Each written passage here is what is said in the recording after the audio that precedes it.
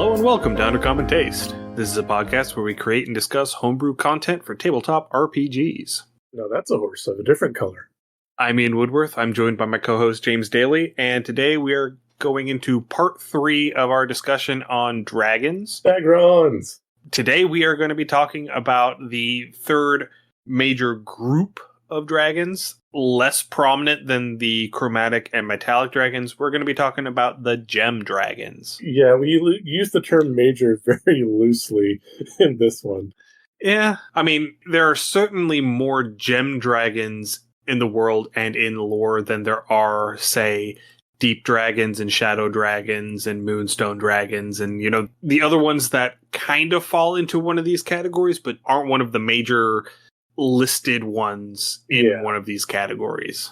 I'm still arguing from the lapidary point of view that moonstone is a semi-precious stone, should therefore count as a gem. But, I mean, if crystal's going to count as a gem, moonstone's got to be there too. But I will table that for now. I am personally of the opinion that the crystal dragon should have been the diamond dragon. Yes, absolutely. Just based off of what you got going on there. Or even just the quartz dragon. You know, go with an actual specific stone and not just crystal, because crystal is all of them. I mean, when they say crystal, I presume they mean rock crystal, which was another term for quartz. So I get that one. But diamond would have been much more fitting, especially because you've got emerald, you've got sapphire. I don't think there's a ruby. Sardior is the ruby dragon. Yes, exactly. Okay, you're correct. And so those are your 4 precious stones. So there are only 4 precious stones. Everything else is semi-precious or lesser. That's your gemology and your mineral talk for the day. So yeah, absolutely should have been a diamond dragon. You mean to tell me that you're not going to break out your lapidary knowledge a single more time in this episode? It might happen. It might happen, but maybe. Yeah, I expect it to happen again at some point. So yeah, we're going to be talking about the gem dragons today and what really differentiates them from the metallic and chromatic dragons from a world building standpoint, from the established lore, and also sort of what roles they fill in a D&D game.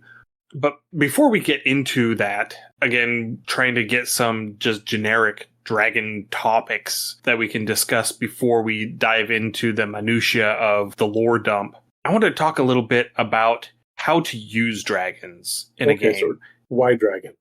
Yeah, why dragon? Why dragon? All right. Yeah. What is the reason for using a dragon and not some other monster? Why do you want to include a dragon? And when might a dragon not be an appropriate choice? Well, when you want to burninate the thatch roofed cottages. Okay, Trogdor. I guess you would be strong bad. Yes. Yeah. Or strong mad. I don't know. I might feel strong mad's role. Yeah. Since they're carving into the table. But yeah. No, I like this too. And I had a couple of ideas too, because the gem dragons they're quirky. And I love the fact that they're quirky. And I had an idea of how we could work them in we talked about our epic level campaign that we started kind of building up when we talked about the metallic dragons. And I think I have a way we could slowly work these gem dragons in as well. So we can definitely dive these in. But dragons themselves in a story, I mean, these are going to be generally like the big movers of a story, if that makes sense. They are going to be fulcrum points, I would say. Yeah, that's a good way to put it, because they don't necessarily have to be the point of the story, but they are definitely going to be something that has a certain amount of gravity to it. It's going to be something that has a certain amount of significance to it. You should not have incidental dragons. Yeah, no, I get that. And part of my brain wants to do the whole like Nesingwary quest of WoW. And like maybe you're sitting there trying to catch whelps or whatever, and this leads to you coming across, an adult dragon or a great worm at some point. But even that should be fairly significant. Dragons, given their size, given their power, they're going to be like an apex predator. And so there's not going to be a lot of them in any ecology, but a small handful, because what's going to compete with them? And they're going to compete with each other, and they're all going to have their little niche. And so, yeah, they are going to be few and far between. Dragons should be rare. Right. And that kind of runs a little bit counter to, the ethos of Dungeons and Dragons. I mean, they are the eponymous monster of Dungeons and Dragons. We're not playing Tunnels and Trolls. Right. We're playing Dungeons and Dragons. There's an expectation that there is going to be a dragon at some point. But that's it. There's an expectation there's going to be a dragon. And generally, the dragon is going to be the big bad you're going to see to culminate the entire story or the campaign, especially going back to older D&D. You went through this whole dungeon where, you waded through a lot of goblins and kobolds and trolls and orcs and ogres. And at the end, there was a dragon. Yeah. And there is something about fighting a dragon that just has a different energy to it. And it's not just because they are a more powerful enemy. I mean, there are certainly enemies that are more powerful than the dragons that are listed in the books. We had a whole March Madness bracket that was only 1/3 of the bracket was dragons. Yeah, there were a lot of heavy hitters. There were a lot of heavy hitters. Of course, it ended up being 2 dragons in the finals. Imagine that. Yeah, I know. Honestly, I think 3 of the final 4 were dragons. Yeah. But there is a certain gravity to including a dragon in your game. And, there's a certain expectation surrounding the encounter with a dragon. You're going to expect the dragon to fly at some point. You're going to expect the dragon to use its breath weapon at some point. And you're going to expect there to be some sort of exceptional loot after you have defeated the dragon, if you're able to defeat it. Absolutely. The other thing, too, is when you're dealing with a dragon on the map, just the size of the dragon, especially if you're using miniatures, you get that feeling of your characters being dwarfed by this massive physical presence. And then when you look at the dragon's stats, its strength is near peak, its intelligence is near peak, but it's not only this martial physical thing, it has access to all forms of magics that your party might barely be brushing the sides against. So, I mean, this is an old, ancient piece of earth, basically, that is the peak of everything. It's not just a brute. It's not just a cunning trickster. It's not just a mage. It's all of those together in one concentrated force that you're trying to defeat or outwit. Right. The point that I would really like to drive home with all of this is that whenever you use a dragon in your game, it should be more than just a flying sack of hit points. Yeah. Because dragons are mobile. Dragons are intelligent. They should use tactics. They should use the terrain. They should use elevation to their advantage whenever possible. They should have the intelligence to prioritize targets. Absolutely.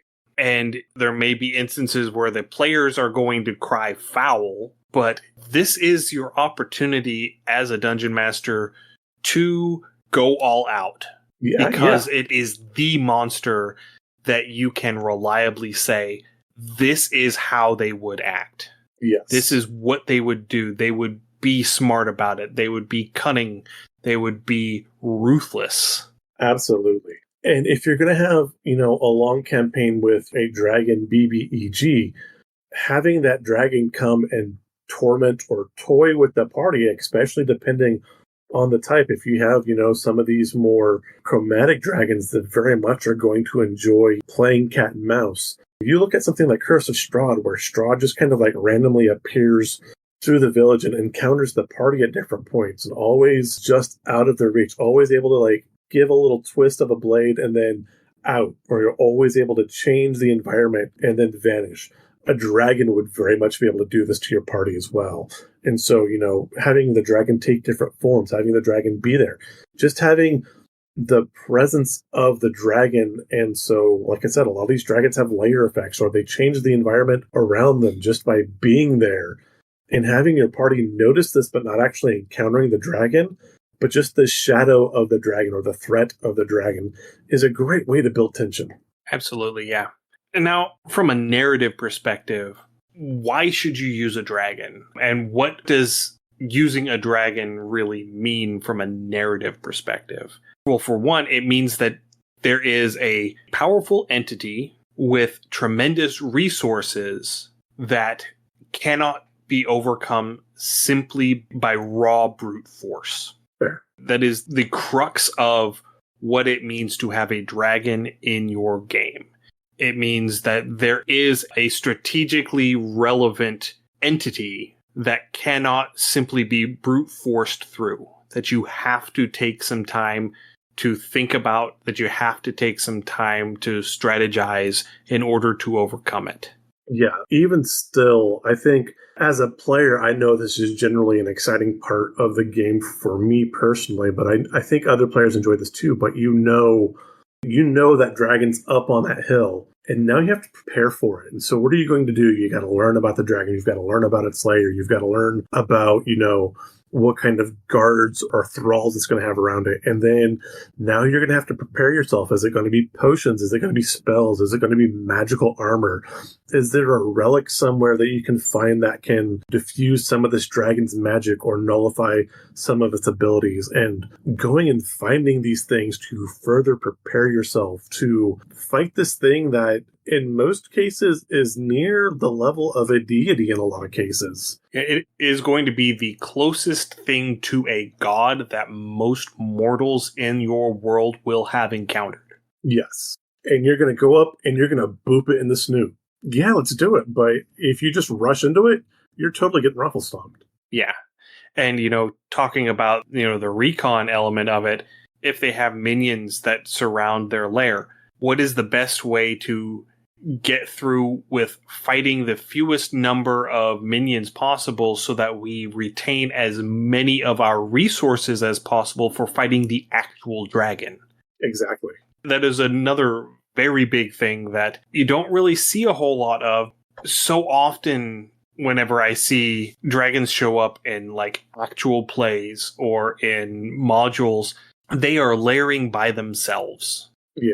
And they don't have those sort of minions or guardians or even really a whole lot in the line of security measures like traps in their lair. It's just that they're, for some reason, hoping that the remoteness of their lair is sufficient security to keep the adventurers out. And there are one or two dragon types that would be their personality and that would be correct. But many others, absolutely not. For many others, that line of servants or thralls is their first line of defense, because if you've used all your spell slots and hit points by the time you've walked up to their cave, so much easier for them. Right. It doesn't matter if you have access to 7th level spells. If by the time you reach the dragon, you're at 3/4 health and you don't have a spell slot above 3rd level left. I've got cantrips.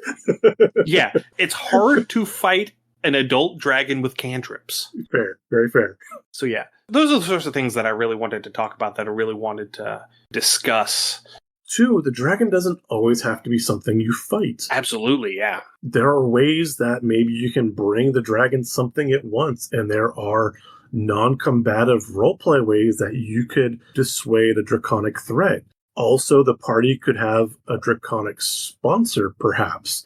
And again, dragons taking their polymorph, taking their, alternate forms that they're allowed to. The party could be backed by a dragon without their knowledge for most or all of the campaign. Maybe they know they're buying in with a dragon at the very start. And the dragon dragons are going to be shapers of empires. If a nation needs to rise up or a nation needs to be torn down, or the very landscape of your world needs to be changed, a dragon might be at the heart of it, because that's the kind of stuff they're going to be doing. Absolutely, yeah. And these are still intelligent creatures that have their own preferences. They don't necessarily have to follow all of the various details laid out in the stat block in the book. Right. I mean, I think we have driven that point home across now 3 episodes, that just because the block text in the book says that they are a lawful evil creature does not mean you have to make them a lawful evil creature. Just because it says that they like to eat elves and nymphs doesn't mean that that has to be their preferred food. They Right. don't have to be going through and gobbling up elven villages in order to make an impact on your game world. Right. Now, again, with this, we are focusing a little heavily on D&D because that is, the basis of a lot of dragon lore. But if you do want to bring a dragon into something like Kids on Bikes, Powered by the Apocalypse, even Old Gods of Appalachia or something like that, again, just the presence of a dragon or dragon lore in the area, the dragon doesn't even have to be present for it to shape the game. I mean, it is exciting when the dragon absolutely shows up, sure. But going back to old second and third editions, things like the draconic aura of fear, and just if a dragon was within a few miles of vicinity, everybody starts getting anxious and starts acting afraid and getting agitated just because a dragon's nearish by. And so, again, your party may never meet the dragon, but if they enter a town where this dragon is, and everyone's just acting weird and they don't know why. And again, it could just be an off-screen dragon for whatever reason that has encroached in the area, or its lair has kind of expanded in this area, or the town's moved here. But just the remote presence even can shape how your NPCs act. And I mean, if you're going on that route where the mere presence of a dragon is going to alter the psychology of the people in the area, dragon cults exist. Absolutely. There are bound to be individuals who will actually seek out a dragon's territory and settle within that territory because they want to be in the proximity of that dragon. Yeah. I mean, people are drawn to power. That makes absolute sense. Absolutely, yeah. And that particular comment goes back to a gripe that I have had for a while that I've also heard the guys over at the Goblin's Corner comment on before, is that we are disappointed that there is not an ancient dragon warlock patron in official D&D. There should be. There absolutely should be. Absolutely. Honestly, Tiamat would be right up there. Tiamat, Takias, both of them right there. Another thing, and again, if you want to do a cyberpunk, this would be harder to do with like your standard chromatic or metallic dragons, but taking that concept, that idea of one of those dragons and making it a cyber thing, a cyber program, a virus, a purely AI entity. So you have this AI dragon within whatever your cyberspace is that affects prosthetics or cybernetics or things like that. And it could change whole realms of your netscape within a cyberpunk. I think that would be an amazing story. I'm thinking something like the old book Neuromancer, where the AI shaped and like worked all kinds of backdoors for the people working with it. I could see someone taking that concept and making Wintermute was the name of the AI on that. Making Wintermute a dragon would fit perfectly with the cyberpunk type game. Right. And I mean, if you're wanting to have a cyberpunk feel game that has dragons in it, you play Shadowrun. Yeah, fair. Because I'm pretty sure that Shadowrun has dragons in it, and that they are to use I think this is the terminology from the Fate system, as a plot level creature. Okay. A plot level entity, which means that you don't give them stats. You cannot fight them and win. Okay. They exist as an entity within the plot. And if you want to defeat them or circumvent them, you have to do it through the plot. You cannot do it through direct confrontation. Nice. Plot armor is always a wonderful thing.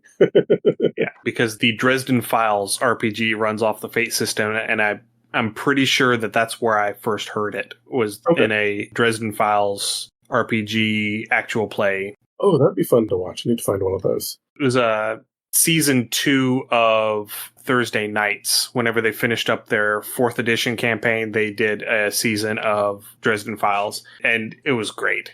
Okay, I'll have to find that one. Anyway, we've been going for about 20 minutes on this, so we should probably get into talk about the actual dragons that we came here to talk about tonight. I mean, this is a good conversation to have, because there are a lot of points here that you can take bits and pieces of to really expand how your dragons feel in the world, how they make the world feel lived in, how the world will shape around an entity that has this much influence. Yeah, and I like how you phrase that, because they don't shape the world shapes itself around the dragon, and I think that's fairly accurate. Yeah. All right. So let's get to talking about gem dragons. There are 5 types of gem dragons that we're going to be talking about today. the amethyst, crystal, emerald, sapphire, and topaz. There are a few generalities that all of these gem dragons fall into. The first is they are all inherently psionic. Yes. They all have psionics. They all have the ability to communicate telepathically, and then they all have additional psionic abilities beyond that start getting a little more specific as you go into the actual dragon types. They also have spells and spell-like abilities that fall more into line with those. They also have breath weapons that do not fit into the standard elemental damage types. Yeah, I really love the Gem Dragon breath weapons. I think they are so much more interesting. They are. They really are. And, talking about 5th edition breath weapons, they're still interesting. They're nowhere near as far out as some of the older editions had them, but they are still good in 5th edition. Yeah, absolutely. I do like with the Gem Dragons too, and again, we've largely hand-waved alignment, but I like that the Gem Dragons by and large are, as written, expected to be neutral, which is great, and they tend to be more quirky, more isolated than the other dragons as well. They are more going to be, what's the word I'm looking for? More hermitage, but more like a hermit. Insular?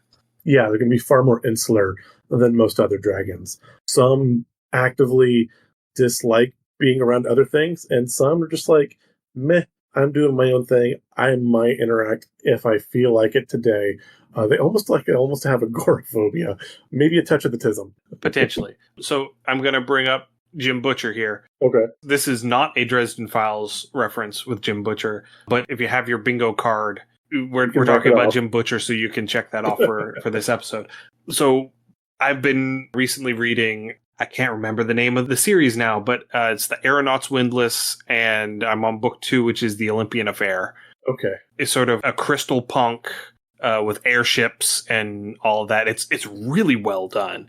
Okay, I need to retry Aeronauts Windlass. Yeah, it takes a little bit to get into it. Okay.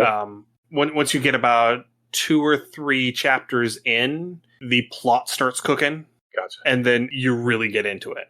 I think the series, is it the Cinderspire series? Yes, the Cinderspire. Excellent. But there are individuals within that called etherealists, who are essentially the magicians within this crystal punk fantasy setting. They're able to manipulate this energy called the Ethereum. And one of the side effects of their manipulating the Ethereum is they all pick up what are referred to as quirks. So they all pick up these little, you might call them like schizophrenic tics sometimes. It all depends on what it is. So like one of the individuals, he has a collection of stuff. And so he has to have all of his things accounted for. And there is a point in one of the books where he is taken out of commission because he ends up having to surrender his collection, and it just turns him into a complete basket case. Okay, this sounds exactly like a Sapphire Dragon. We'll hold off for that. Yeah. It's the Sapphire. But like one of the other prominent characters, her name is Folly, and she is incapable of speaking directly to people. But she has like this little jar of crystals that she talks to the crystal, knowing that the other people around are going to overhear. And like she speaks to them as if she is telling the crystals to relay the message to the person that is having the conversation with her. That's her quirk. I could totally gel with a lot of these people. And like one that's a prominent villain in this series, she's very much a stickler for manners and polite etiquette. And if you run afoul of the rules of proper etiquette, she snaps. Okay. And so those are the sorts of things that we're going to talk about this a little more as we go through the different dragons. But these are the sort of quirks that I think that the gem dragons would have. Absolutely. Yeah. This sounds actually like a lot of them already. And with them being psionic, that would be the tie-in that I would use to sort of merge this storyline. It just so happened that I am reading this book at an opportune time to make this connection. Perfect. I love it. But yeah, that's the sort of vibe that I was getting off of this. Gotcha. So the one other thing that I really wanted to point out is that the gem dragons don't always live on the material plane. In fact, most of them prefer to dwell in various inner planes. So those are your elemental planes. So that's the, air, fire, earth, and water. That's the para-elemental planes of steam, ash, ooze, and ice. And then also in older editions, the quasi-elemental planes, which there's 8 of those, and I don't remember all of them. It's been a little while. It's going towards positive and towards negative energy from the 4 elemental planes. But they actually prefer dwelling in these elemental planes to the material plane most of the time. And you will see, especially in older editions, whenever they're talking about the layers of these dragons, quite often they are layering at transition points between the material plane and the elemental plane. So that could be a plot point for you as a DM. Incorporating a gem dragon into your game is like, say, okay, we need to get to the elemental plane of Earth. But we need to find an amethyst dragon because they're going to have a lair that is going to straddle the line between the material plane and the plane of Earth, and then convince the amethyst dragon to let us go through their lair into the elemental plane of Earth. Yeah, there would very likely be a portal or a gateway in or near a dragon's lair like that. Absolutely. I mean, this could just be one of those, like a thinning. It doesn't even necessarily have to be a proper portal. We saw this a lot when we were talking about the Shadowfell, where you could go down a dark alleyway at night and just happen to cross into the Shadowfell without knowing it. Yeah, you just kind of slip through. You just kind of slip through. I think that these dragons would have layers in places where they could do that. Yeah, I think that they would prefer those places because it would allow them access to both the material plane and the elemental plane of their choice with relative ease. Yeah, I would see that. And two, thinking of the dragon like an intelligent creature. While it can, do things like plane shift, it can use magical abilities. It's not going to waste those resources if it does not have to. It's just going to step through because it might need to use those resources in a pinch, or using those resources are going to exert some form of effort that I'd rather not. And so I'll step through this portal or this veil versus blowing a spell slot. Right.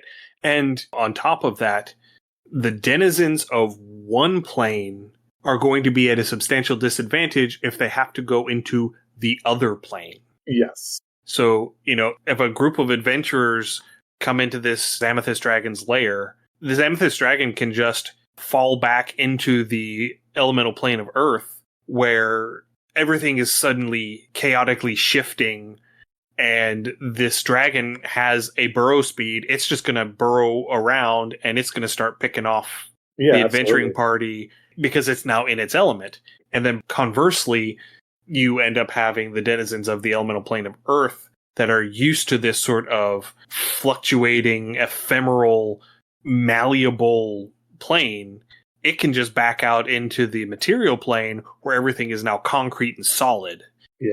And so it's able to manipulate either way to ensure it has the upper hand. No, I love that idea too, especially like if the party is hostile towards the dragon and the dragon seeks to bait them through this veil into another plane, where absolutely, that would be that's a cunning, intelligent, and extremely effective defensive tactic, is if they lure the party or some group of NPCs into this plane where it has a very firm advantage. Even luring this party into a plane and then using its own ability to plane shift out and trapping the party in that plane.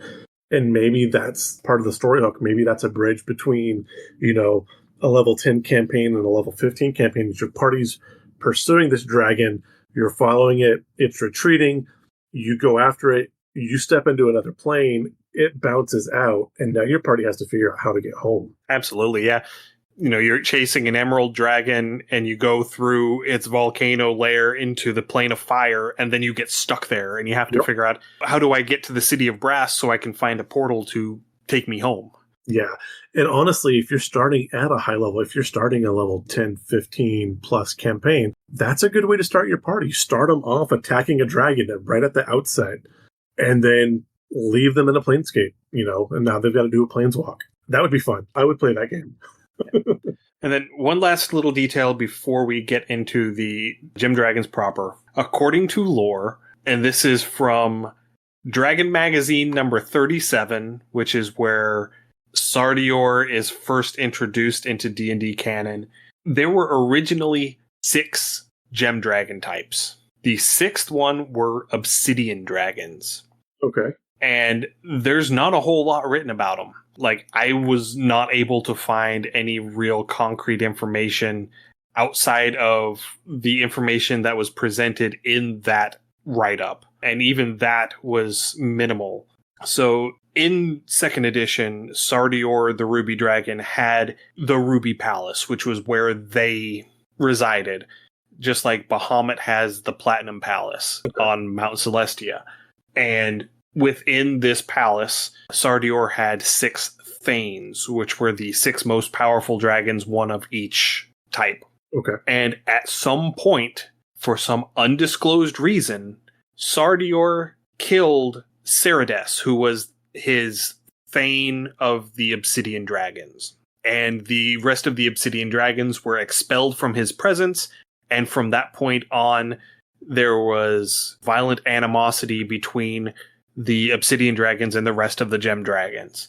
And in the books, in what little bit of information I was able to find, the Obsidian Dragons are all listed as being neutral evil. Interesting. And the in-world debate that scholars have is whether Sardior killed Cerides because she was evil and because the Obsidian Dragons were evil, or if the Obsidian Dragons became evil because Sardior killed Cerides. Oh, I like it. I like it. Cerides. So, I mean, you have great lore. How do you not build up on lore like that? How do you just, well, we're going to forget about those. Seriously. So yeah, that is the 6th Gem Dragon that is literally all the information I was able to find on him.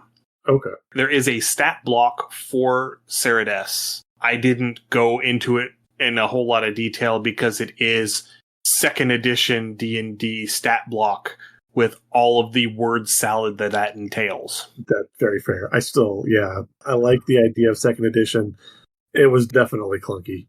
So but now, I guess Cerides is the Starscream of dragons. yeah, I guess. Yeah. And there's a thing that says that Sardior has the power to bring her back at any time, and just hasn't for whatever reason. And Sardior has not clarified what his reasoning was. Because, so we also learned that dragons hold the grudges. Well, he's also a dragon god, so he is not beholden to any mortal that's going to ask him to clarify, to validate his reasoning. Yeah, exactly. Anyway, let's actually get into talking about these dragons for a minute. Let's do it. So, yeah, we're starting off with the Amethyst Dragons. Amethyst Dragons are considered inherently diplomatic. They are able to communicate easily with all other races. Most of them end up having an innate ability to just communicate with all intelligent creatures. In old editions, they started off with like a 20% chance as a hatchling of being able to communicate immediately with any other intelligent creature, and that percent chance increased by 5% each time they increased an age category. So by the time they hit Great Worm, which I think is like 12 age categories later, so they would have an 80% chance of being able to communicate with everybody. Okay. They prefer communication over conflict. They see this whole good versus evil, law versus chaos thing as just complete horseshit. Again, that holds that neutral alignment too, so I like it. Yeah, they are decidedly the most neutral of these dragons. They are by far the most level-headed of these dragons, and they will almost always try to talk out a conflict rather than fight out a conflict. Yeah. That said, going by Fizbin's, as communicative, as amiable as these dragons are, they still prefer their isolation. They tend to like things that deal with lost cultures, lost artifacts. So this would have very much like an archaeologist feel. These would be, like I said, an archaeologist, a museum curator, maybe like a professor or an old wise person Yeah, I don't think they're going to be a curator, because being a curator means you have to be in a place where people are. Yeah, very fair. They are absolutely the person running the dig out in the field. Yeah, they're running the person out in the field, or they are the silent, mysterious donor that suddenly this museum has a ton of money to get these items, and it just happens to be right next to or in their lair. Yeah, these are the Laura Croft dragons. Yeah, absolutely. They're not Indiana Jones dragons, because Indiana Jones is a professor. Right. These are the Laura Croft Tomb Raider dragons. Perfect. So, as I mentioned earlier, they have a natural burrow speed, and they like living in mountainous areas as well as living in the elemental plane of Earth. Understandable. So, all of the gem dragons have a resistance to 2 damage types. Amethyst Dragon has, I think, the best combination. They are resistant to Force and Psychic. Oh, nice. Yeah.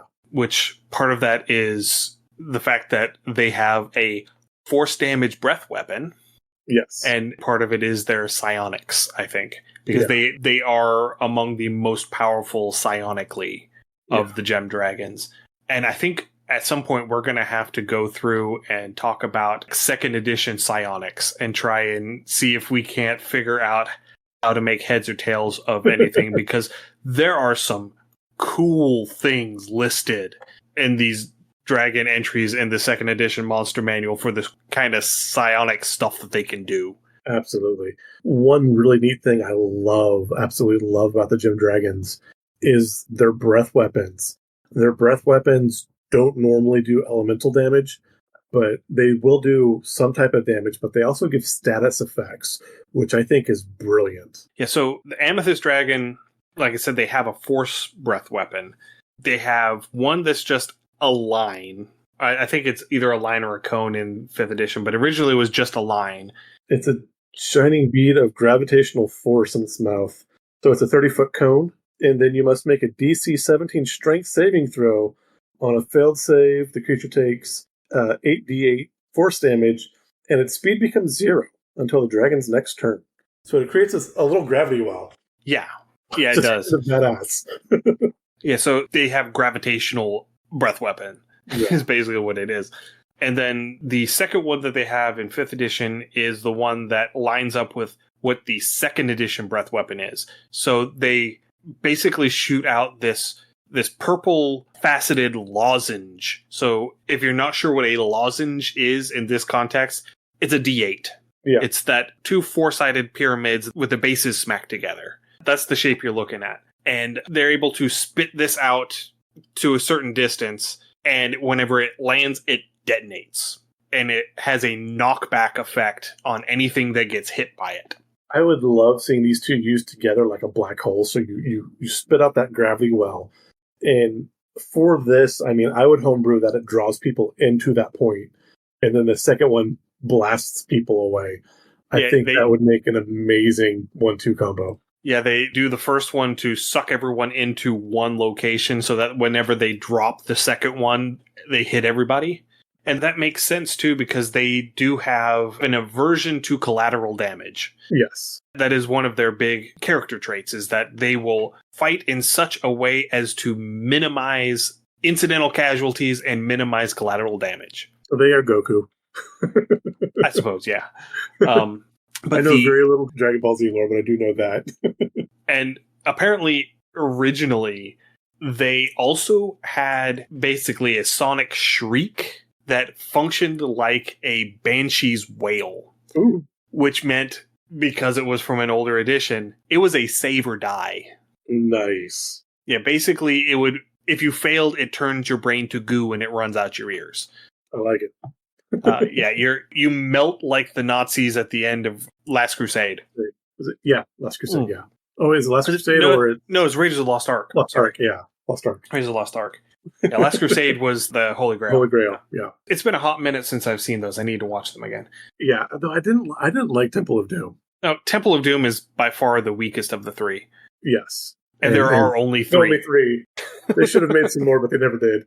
I know, right? And now Harrison Ford is just too old to do it. Fair. So yeah, one of the cool things about the Amethyst Dragons is that in older editions, they were actually immune to force damage. And once they get to the Great Worm level, they become immune to force damage. But in older editions, they were just flat out immune to force. I like it. And so whenever you have a dragon that can drop Beads of Force or Wall of Force or Resilient Sphere or any of the Big B's hand sort of spells, they can drop a Wall of Force and then they can walk through their own Wall of Force. Oh, that's vile. That's so wrong. Yeah. So like we mentioned, Amethyst Dragons like to live in rocky areas. They primarily like living on what are called tarns, which are lakes and ponds that are up on top of a mountain. Okay. They really like that because they do have an inherent water breathing. So they like to have a lair entrance that is in and around one of these tarns. And so that is sort of where they are at. Gotcha. So yeah, next up are the Crystal Dragons. So the Crystal Dragons are absolutely going to be your most social of the Crystal Dragons. And I would Far and argue beyond. probably the most social of your dragons, period. Silver comes close. Yeah, it would be between those two. And I think Silver might take the cake because they do actually like to live in cities with people. fair. Yeah, okay. I will grant you that because, again, the Crystals still have that bit of aloof, but they totally want you to see all their shiny stuff. Like, they want to show it all off. They would absolutely be an influencer. Yeah, the word that comes up to describe them all the time is curious. They are inherently curious. They are inherently inquisitive. They want to know more. Yeah, and I was getting more the feel of pretentious. Like, if you were going to look at like MTV Cribs or like the old 80s show Lifestyles of the Rich and Famous, they totally would be at a Crystal Dragon's place because they're treasure they want to curate, and they actually, it says they value beauty over base value. So they want the best, the most well crafted. And again, they want people to see it. They want to show it off. And so they're going to go, they'd be going to galas and parties and glamming up and just like totally decked out, totally dressed up, just so they could show off all of the awesome stuff they've collected. Absolutely, yeah. They also tend to be sort of pranksters, almost. Okay. One of the things that is actually listed is that they like to ambush passing adventurers with snowballs. Okay, that's fun. That's kind of funny. I mean, you imagine you're trudging through the snow, it's cold, you're miserable, and then all of a sudden, just this psionic powered snowball just comes and beams you in the back of the head. That's hilarious. But what I'm thinking is, too, you have a great worm. Okay, you have the size of a great worm. While they do like glamming up, again, Crystal Dragons tend to still be a little aloof. And so for them, a small snowball is probably going to be like 3 or 4 feet across. So you get like pelted with a snowman. So woof, woof.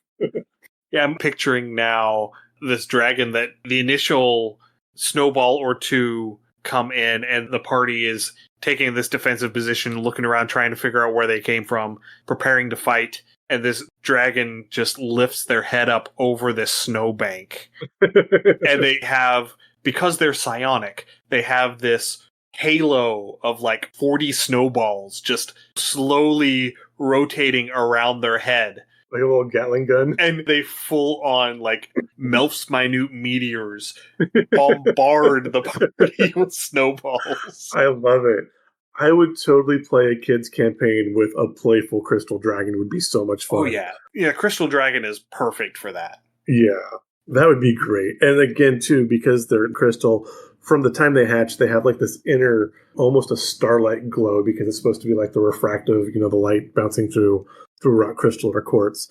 So, I mean, they'd have this kind of glow to them as well. I'm kind of getting some Buddy the Elf feel from these Crystal Dragons. I can absolutely see that. Giant thing of pop with a bunch of syrup. Yeah. So Crystal Dragons prefer to live in the same biomes as silver and white dragons. Yeah. And they tend to have running rivalries specifically with white dragons.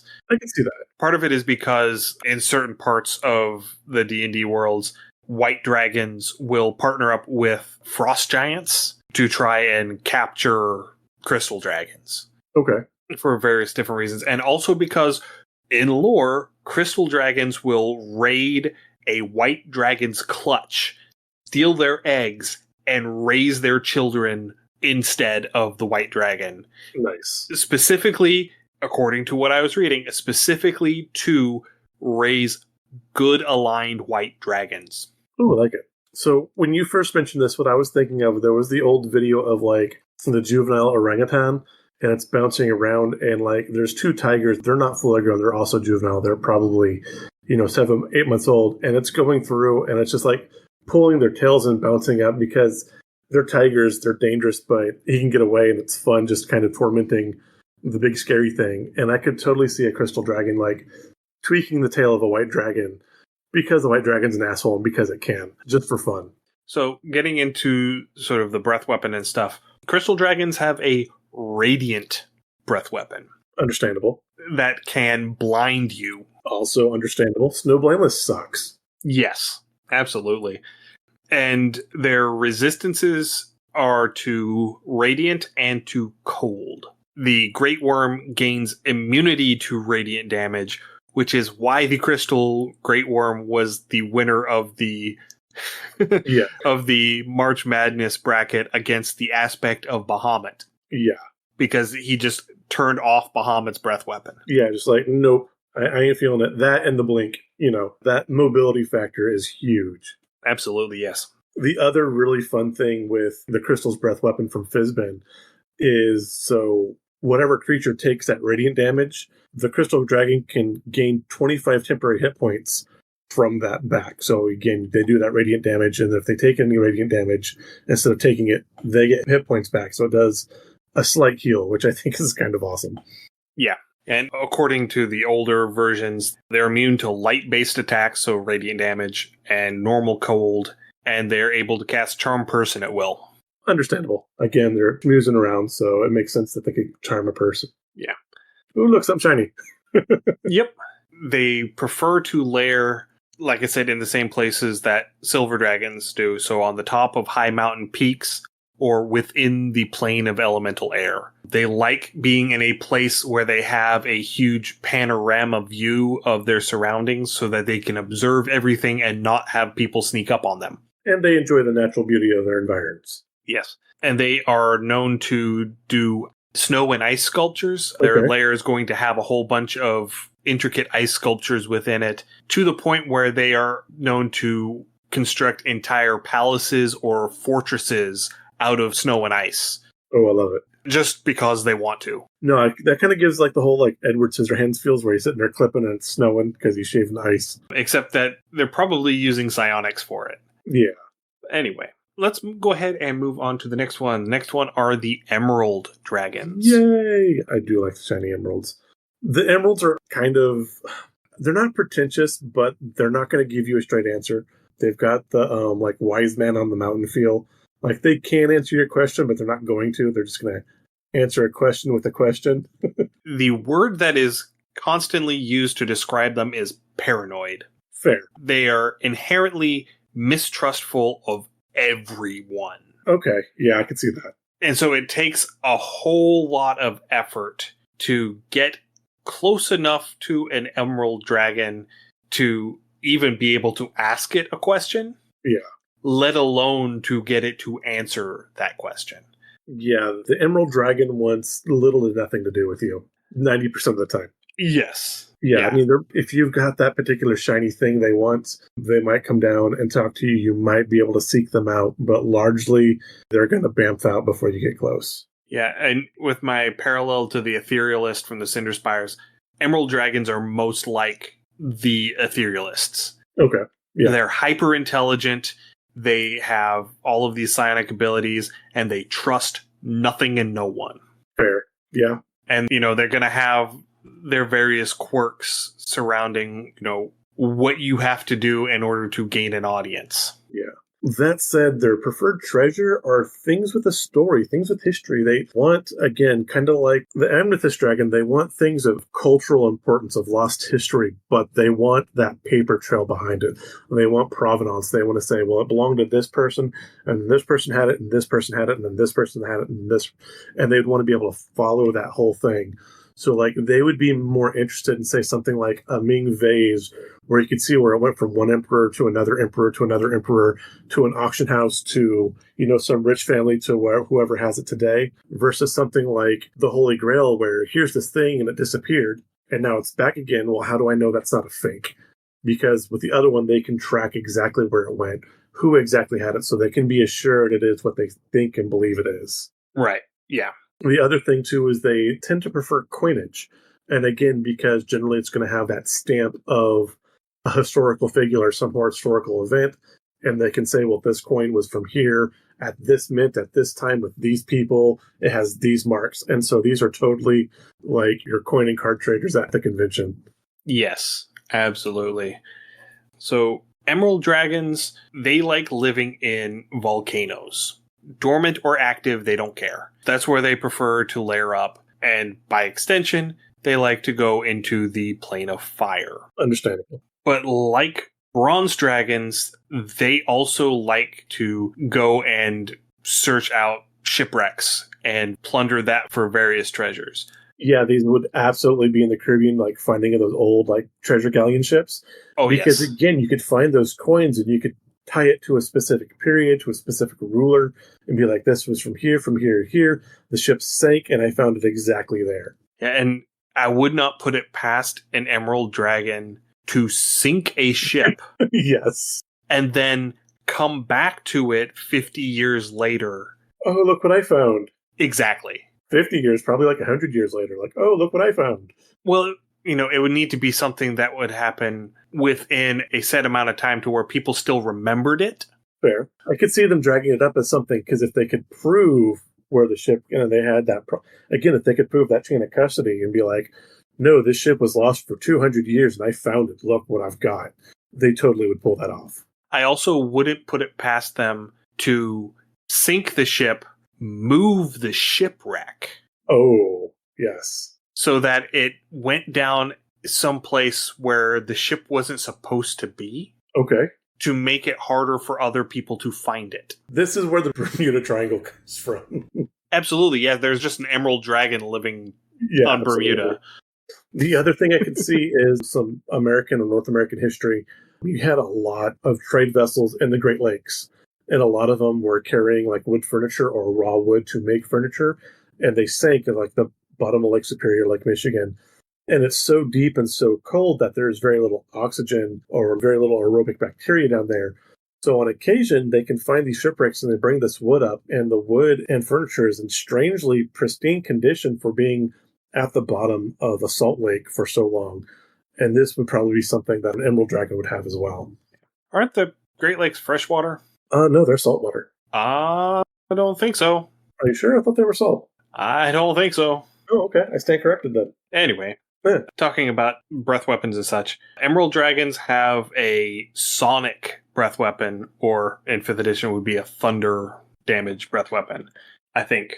Do they still have that? No, they have psychic now. Yeah, psychic. Interesting. Okay.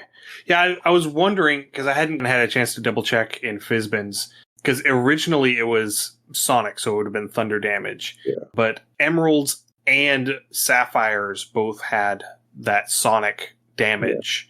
Yeah. And so I was wondering if they would have changed one of them. Yeah, and apparently they did. Yeah. And you were correct. Great Lakes are freshwater, so I stand corrected.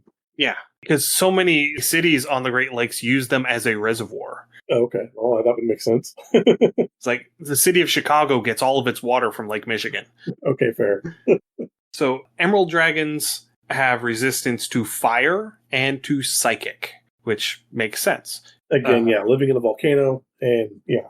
And of the two that had that sonic breath weapon, having the emeralds become psychic makes the most sense because their breath weapon disoriented the target. It was a disorientation sort of effect. So, yeah, the current effect now is it's almost like a beefy version of Bane.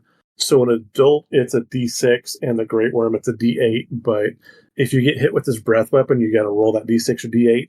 And you take that off of any attack or ability check rolls you make after that until the dragon's next turn. Which, I mean, casting Bane as a breath weapon is pretty awesome.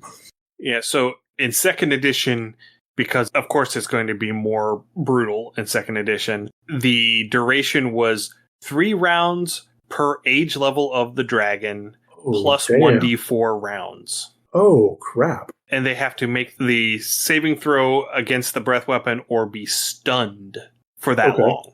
Yeah, that's just GG. And the ones that save are deafened and disoriented for that same amount of time and take a -1 on attack rolls. Oh, wow. Yeah, that's absolutely GG. Yeah. Second edition wasn't messing around. No, second edition killed everybody. Everybody died. One neat layer effect that I like, I would love to see it, again, from a geology standpoint, kind of meh on this one. But one of the layer effects for the Emerald Dragon is that within miles of their lair, the stones, you start getting outcroppings of emerald gems coming out, which I would love to see. I would just be like, hey, look at all this. It'd be amazing. Emeralds are one of my favorite gems just for the color. I love the color of them. So that would absolutely be something definitely to see. So with regards to their layering and stuff and their interaction with other dragons, they are straight up afeared of red dragons. They do not trust red dragons at all. Okay. They will actively avoid conflict with a red dragon. They actively hunt fire giants. Okay. In fact, giant flesh is one of their favorite things to eat. Ooh, that would be really good, where we talked about the other week where we were trying to build up that idea for like a battle between gods and dragons and having the gods draft in the titans and the giants. Yeah. Having the dragons kind of pull in some of these gym dragons, maybe have them burrow out from the earth. Like, people forgot about the gym dragons, and so the gym dragons show up to help Chromatic and Metallic. And so having an emerald dragon hunting down fire giants would be quite exciting. Yeah. There was I can't remember what it was now. I didn't write it down. But there was an event that happened, I believe, in second edition canon, where basically it was the dragons effectively got like the rage virus. And so there was a whole slew of dragon attacks and such. And during this time, the gem dragons just noped out of the material plane. They just left. Okay. And they have slowly been coming back. So yeah, what you're saying really does play into that sort of thing, where they're not gone. They're just on another plane. Yeah. And you just have to convince them to come back. Ooh, I like it. So there may be an equal number of gem dragons, or even more gem dragons than there are metallic and chromatic dragons. They're just not here. I like it. And the last interaction that lore has is that they sometimes choose to live near sapphire dragons. Okay. So emerald and sapphire dragons sometimes are neighbors. Fair. I like it. That you're worth thinking out. Again, from a paranoid aspect too, and we'll talk about sapphire dragons, I can kind of see that interaction working a little bit just by the way the sapphires work. Yeah, the sapphires are quirky themselves too. They are, and they're also the next on the list. Yes. Hey, look, good segue. Yeah, I know, right?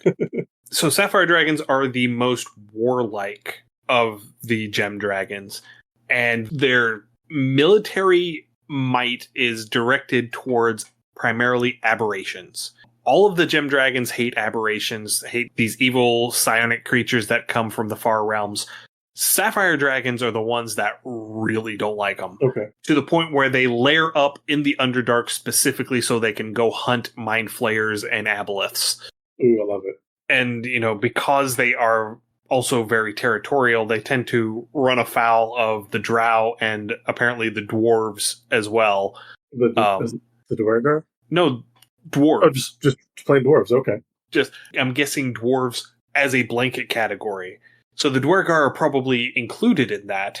Okay. But they aren't specified. It just says dwarves. Gotcha.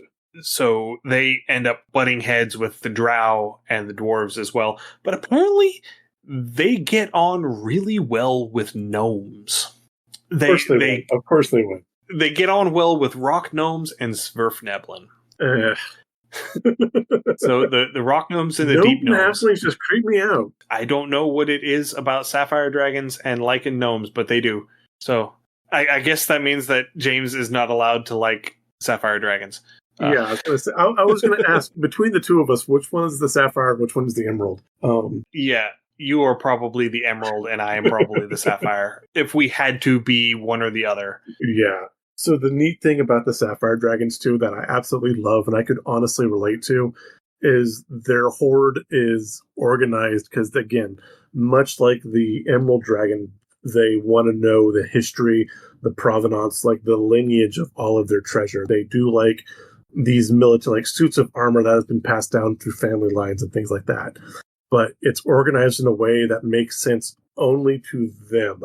And it's these random piles of chaos, but they know exactly where every little piece is by memory, kind of like the red dragons have their entire horde memorized. The sapphire dragons are the same, but also whatever weird coding or organization system that only makes sense to them. These totally have that ADD brain, which again, I totally get. I have piles of organized chaos.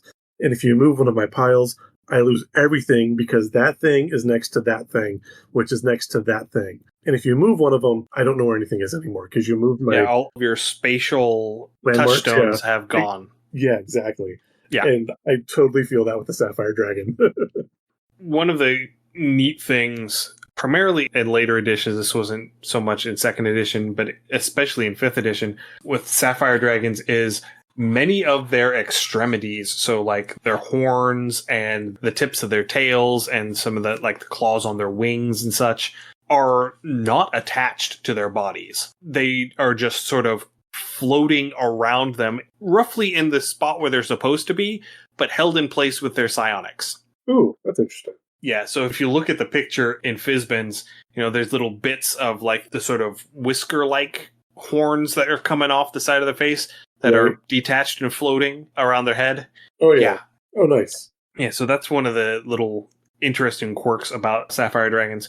But the reason why Sapphire Dragons and Emerald Dragons would make good neighbors is because Sapphire Dragons are also kind of in that sort of paranoid sort of state of mind, because they will straight up seal up the entrances of their lair with shapestone, and they will just close everything up to where you literally have to know where the lair is and be able to use magic or tunneling to dig in. Yeah, I think as a party member, raiding a Sapphire Dragon's lair would be fun and frustrating because it very much would be like the labyrinth. You would have to like make, even if you made clues to like which way you came in, the stone's going to move around you as you pass through. And so finding your way back out might be harder than expected. Yeah. And, I full on expect them to put up partitions throughout their lair to where you might be able to burrow into their lair, but you're only going to see about 5% of it because there's going to be like 3 chambers and it's all sealed off, and you don't know where within those 3 chambers and the connecting corridors to start digging again to get to the next section. That was one thing Fizban's did mention, is because they can move those things if they are feeling defensive, they have to protect their lair. They will make those partitions, but they'll make it very, very thin so they can just bust through the wall, attack, retreat, and then seal it back up. Go full on Kool-Aid Man. Yeah, exactly. Oh, yeah. The other really neat physical trait about them is they have spider climb, so they can like crawl on the walls and just, so that's fun and terrifying. They have drop dragons. Well, the reason why that is important is because their favorite food is giant spiders. Okay. And they have the ability to use their psionics to attract giant spiders to their lair. Oh, damn it. No. Okay. Spider lair, I'm out. And they will actively hunt giant spiders for food and sport within their lair. Oh, I'm thinking, the fugu fish, where it's like it's poisonous and you have to have like the special stuff. The fugu spiders. Like it's totally a delicacy for them. You're like, ooh, fugu. Yeah, and I think it was in 3rd edition, it mentioned that once they start getting older, a sapphire great worm can attract literally every giant spider within 6 miles to its lair. Oh, sweet Jesus. I totally want to play this with a bunch of arachnophobes. It would be wrong to play this with a bunch of arachnophobes. Yeah, let's not do that. Just throw a bunch of gummy spiders on the map. Spiders everywhere. So yeah, their breath weapon is, they retained the sonic breath weapon, so the thunder damage breath weapon. And in 5th edition, if you fail your saving throw, you become incapacitated. Yeah. So it just straight up knocks you out. Night. At that point, it's a question, too. I mean, if the dragon hits the party with its breath weapon that incapacitates the party, it's the question of whether it's going to take the time to actually stomp on you all or just seal you into a rock tomb. I think it's going to do the latter. I think it's just going to close you up in a 20-foot square room. Leave you a spider pit and walk away. No, I don't think it's even going to bother with that. Oh, okay. I think it's just going to seal you up in a 20 by 20 cube room and just leave you there for a couple decades to make sure that you've all suffocated. There is no cask of Amontillado. Yeah. I think that's exactly what they'll do. Yeah, I like it. I mean, you had the audacity to come into his home. Yep. He might stumble across your corpses in 40 years and is like, oh, I remember that. Yeah, that is spiteful enough. I totally get with that. Yeah, that is absolutely correct. That is absolutely what they would do. And then for their resistances, they're resistant to thunder damage and to lightning damage. Okay. I'm not entirely sure where the lightning is coming from on this one, but they are.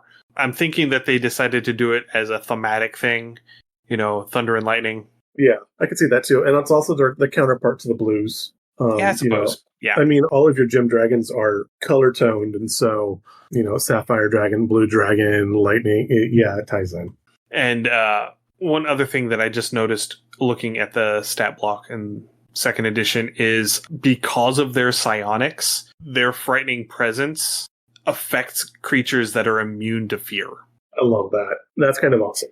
Yeah, because one of the things with their breath weapon in second edition, if you saved on your saving throw against the breath weapon, you had to make a second save. And if you failed the second save, you fled in panic. Yeah, fear effects were used a lot more in second and third than they are in fifth. It's kind of fun, too. We talked about it our last episode, but I pulled up Time of the Twins on Audible. I'm going through, and they have a race called the Kinder, and they're basically halflings. And one of their racial traits is they have an immunity to fear, which means that, like, most people would be like, that place is evil, I'm not going. And they're just like, hey, look, I'm going to find trouble. And they just, like, walk right on in. Yep. All right, we got one color of gem dragon left. These are kind of fun. Yeah, these are the topaz dragons. We thought that the white dragons were going to win the worst parent of the year award. And then we got to the topaz dragons because they just straight up abandoned their children.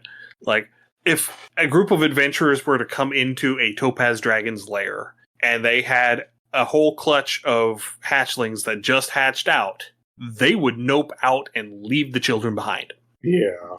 These guys are, I don't know, like, temperament-wise, they're weird. And again, I almost get them. So one of the things I read with the topaz that I really enjoy, they like living by the coast because they like the water, but they don't like being wet. They just want to be able to see the water. And if it gets too misty, they'll get irritable because it's too wet. They want to be near the water. They want to be near the thing, but not actually bothered by it. And there are days where I can understand. Yeah. The adjectives in the article that I read that they use to describe the topaz dragons are erratic, selfish, and unfriendly. Yeah, I have my days. I definitely have my days. Yeah. The other thing that I read with the topaz dragons that just I love, for some reason, nobody knows why, there's no basis, there's no lore, they just say, for whatever reason, topaz dragons abhor. Like, hate is not a strong enough word. They absolutely abhor brass dragons. Bronze dragons. Bronze dragons, yes, okay. And it's because they prefer the same terrain. Okay. It's because they are rivals for layering locations. Okay. I mean, I could see that because they do fall in the same terrain. And it even goes to the point where they talk about, like, the preferred treasures for the topaz dragons are those yellow metals, golds, copper alloys, things like that. But bronze, absolutely no. And if they see bronze, they get angered. Like, it's just, bam, it's on. Like, that's bronze, not gold. You're going to die. And, that's kind of strange because you're talking about how they like to see the water but not be wet. Yes. Their preferred elemental plane is the plane of water. That's weird. That is very strange. Yeah. So that's why I'm curious about that, because maybe it ties into that whole erratic thing. Potentially. According to second edition, they like water little and swim only to hunt or attack. Gotcha. I'm trying to find the quote in Fizbin's. The first quote from Fizbin himself was, "A topaz dragon named Blustertail once complained to me that he hated water because it talked too much." Whatever that means. Yeah. They're weird. The erratic. Yes, absolutely. Erratic to the max. These are the tweakers. Absolutely, yes. Of the gem dragons. But their preferred diet consists of large aquatic creatures, so specifically sharks and squid. I can see that, and I get that too, because sharks, I mean, if you're kind of that just like weirdly irritable, erratic, and then there's that thing that's chompy or mouthy, or, a great kraken that's going to eat, then yeah, I mean, that's the thing. I'm better than you, chomp, and it's just kind of a power flex at that point. So getting into their breath weapons, they have, I think, the coolest one of the gem dragons. Okay. They have a dehydration breath weapon. Yes, they're making jerky. So in 5th edition, it is listed as necrotic damage. I love a necrotic breath weapon. That's amazing. Yeah, it's literally it's almost like a salt spray.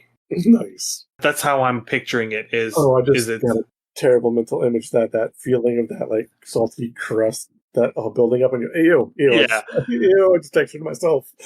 Yeah. I mean, in Fizbin's, they call it desiccating breath. Nice, so it is literally just drawing the moisture out of whatever target is coming up against. This is the end of Last Crusade. Yeah. And in 5th edition, they have disadvantage on strength-based ability checks and saving throws, and strength-based weapon damage only deals half damage. Yeah. In older editions, it straight up did strength damage. Yeah.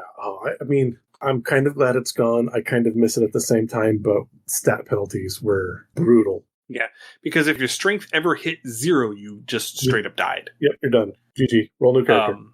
And in 2nd edition, if you fail the saving throw, you lose 1d6 plus 6 strength points. Holy crap. And if you succeeded, you only lost 1d6 strength points. And the only way to restore it was through the heal or regeneration spell, which I think were like 7th level spells. Oh, damn. Or slowly at 1 point of strength per day.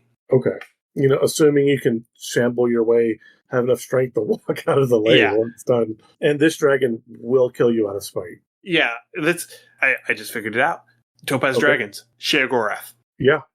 Sheogorath from the Elder Scrolls. Yes. That's the mentality that a Topaz Dragon has. I love it. Yeah, absolutely. Okay. Well, I think we have prattled on for long enough. This wraps up. I think, again, I am sad that the gem dragons get underrepresented. Personally, I think they are more interesting than the chromatic or even the metallics. I love the ability effects with the weapons. I love that they're all kind of erratic and just a little off in their own weird way, which makes them so much more fun as an NPC or just this giant big bad. I mean, whether it's spiteful or whether it's just bothered that you showed up in its area or that it wants to show off all its shiny things, so come check this out. These are much more fun to play, I think. I think these are less plot point dragons, and these are more MacGuffin dragons. Probably, yeah. So these are not going to be major players in your story, but these are absolutely going to be checkpoint bosses that you have to interact with in order to get the thing to advance. Absolutely, yes. That is the role that I picture these gem dragons in. No, I think that is the perfect takeaway on these. Yeah. All right. Well, that was a whole lot of fun. Yeah, absolutely. So next time we are going to be having an interview. We are going to be having C.R. Rowanson Clark come back on because he has co-written a trilogy of lit RPG books, and they have just gone on pre-order, and he is starting his Hype Train promo tour for his lit RPG books. So we are going to be talking with him, and we're going to be bringing that to you all here in 2 weeks. Excellent. So if you have any comments, suggestions, or ideas, or if you have any questions that you would like to ask Clark about his book, send us an email, undercommontaste@gmail.com, or come over and join us on our Discord. You can find a link to the Discord along with all of our other social media links through our website, undercommontaste.com. You can also find links there to our Patreon, patreon.com/undercommontaste, and our itch store, undercommontaste.itch.io. this is your first time with us, we're so happy you found us. We hope you enjoyed talking about the Gem Dragons. You can find our other dragon topics or all of our other episodes on your podcatcher of choice. Just search Under Common Taste. As always, give us a rating and review. This helps increase our visibility and lets us know what kind of content you want to hear more of. Stay safe, everyone, and we will see you again in 2 weeks. Happy gaming. Thanks for joining us for another episode of Under Common Taste. Our theme song is Massacre Anne, written and performed by Mary Kroll and used with permission. You can find Mary online at marykroll.bandcamp.com or on Patreon at patreon.com/Dr. Mary C. Kroll. Our logo is by David Sutherland. You can find more of David's work on deviantart.com/David Sutherland or on instagram.com/Willex_73. We'll be back in 2 weeks, so stay safe, and we'll see you then.